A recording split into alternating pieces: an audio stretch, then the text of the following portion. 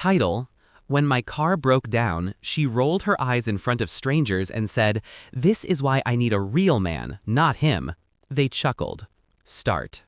The car coughed, stuttered, and died in the middle of the grocery store parking lot. The hood smoked faintly. I stepped out, calm, already reaching for my phone. She rolled her eyes so loud I swear the strangers 3 spaces over could hear it. "This is why I need a real man, not him," she muttered, loud enough. They laughed. She smirked. I only called the tow truck. I didn't argue. I didn't shout. I just memorized the scene. Her smirk, their chuckles, my silence. That was the exact moment she stopped being mine. We had history, years of it. I still remember the night I asked her out, hands shaking, voice betraying me but heart burning. The nights she swore no one else understood her. The promises whispered after too much wine, after long drives, after those moments when we thought forever was ours. I had carried her through job losses, through the depression she pretended never happened, through debts I paid off quietly so she wouldn't feel ashamed. I thought loyalty was the language of love. Turns out it was just a leash she resented, because she was already elsewhere. I noticed the change in little ways. The late replies, the phone flipped screen down on the table, the new perfume she claimed was a gift from a coworker, the way her laugh had shifted, light, quick, reserved for someone else. But the car incident? That was the slap across the face. That was the confirmation. And betrayal? Betrayal changes the temperature of the blood. I didn't rage. I froze. And in the ice, I planned. She thought I was oblivious, that I lived with my head down, too humble, too trusting. But I am not stupid. I just don't reveal what I know until the right time. I went quiet, watched her more than I spoke. I let her think her little girls' nights went unquestioned. I let her phone accidentally connect to my car's Bluetooth one afternoon when she forgot. Her voice messages played in my speakers while I drove alone. His name, his laugh, the promises she once made to me, recycled, rebranded, fed to him. Every piece of evidence saved, every screenshot, every voicemail backed up.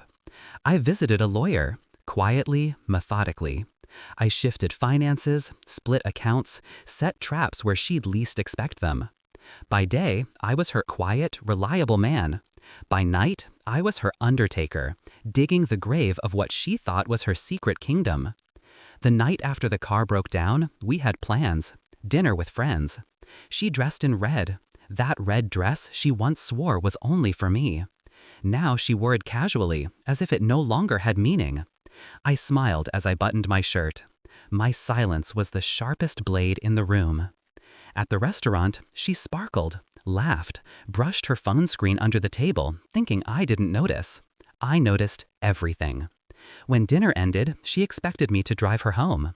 I excused myself, stepped outside, and handed the waiter an envelope I'd prepared.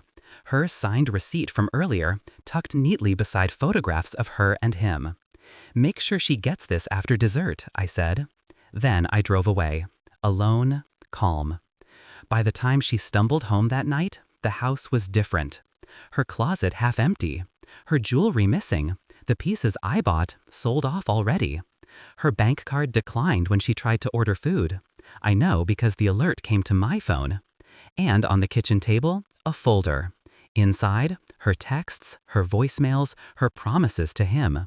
And the divorce papers, signed by me, her name waiting, pen ready. She called me, screaming. I didn't answer. She called him. I knew she would. He didn't answer either, because I had already sent his wife everything as well. 2 households imploded that night. 4 lives shattered by the weight of truth. All triggered by a single roll of her eyes in a parking lot.